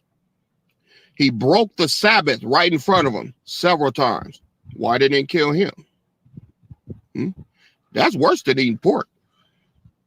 Did he do that, Naquan? Did he break the Sabbath? No! He didn't break the Sabbath. Did he do that? No. In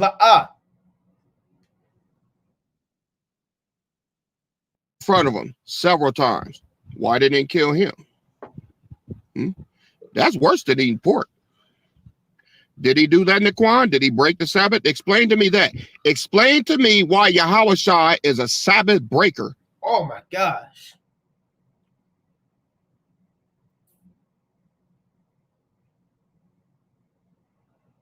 We're not going to explain that to you because he's not a Sabbath breaker.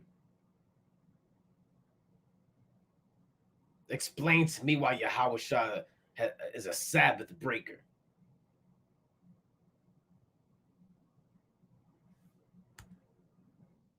Almost made me throw up. That's worse than eating pork. Did he do that, Naquan? Did he break the Sabbath? Explain to me that. Explain to me why Yahawashi is a Sabbath breaker. And I know what you're going to say. Because he's Lord of the Sabbath. No, we're not going to say that. He didn't break the Sabbath. Yeah, okay. So if he's Lord of the Sabbath, okay, guess what? He could have healed a man on Thursday. He could have healed him on Monday. He could have healed him. He chose the Sabbath to heal him, to show y'all that he is King of Kings and Lord of Lords. Is healing on the Sabbath breaking the Sabbath? Read Luke the 6th chapter, Matthew the 12th chapter. Read these accounts. Since when is healing on the Sabbath equivalent to breaking the Sabbath? I'm not going to go to those accounts. You can read those accounts. Lords. He is the Lord of the Sabbath. All right. And if we follow him, the Sabbath day is made for man, not man for the Sabbath. That's what he's getting across to y'all. All right. So, look, I'm pressed for time. You know, I don't have time to play the rest of it. I think enough has been spoken. Like we brought out in Titus chapter 3 and 10 on down, a man that is a heretic after the first and second admonition reject. Right? So he already had his first admonition on the Monday Night Fire. Right? The Shabbat, this is second admonition. And if he don't take heed to this, and you want to keep eating pork and being proud and breaking the Shabbat and doing whatever he want to do, then the Most High is going to destroy him. Huh? And then he said, well, why didn't the Most High strike me down yet? Why didn't I get stricken down? And what we're doing is so wrong. Why am I still alive? Absolute madness. That's why it's important to pray to Yahawashi that he don't take the Holy Spirit away from you. That the Most High don't give you over to a reprobate mind, strange doctrine, to do things that are inconvenient, to go astray, to pray for a sincere spirit, that the Most High increases your fear towards him, your wisdom, knowledge, and understanding. Otherwise, you're going to be caught out there. You're going to be like this man, and you have to deal with it. So with that, we're going to close up, giving, of course, our honor and our glory to Yahweh. Keep the Sabbath holy. No pork eating, no fornication, no profanation, no lewdness, no adultery, no sin, no buying, no selling, no sex on the Sabbath, no doing your own things. Don't be like that guy who feigns himself King David. Don't be like that, man. Strive to be like your maker, Yahweh Ba'Shem Yahawashi. With that, Kwame Yashab. Shalom.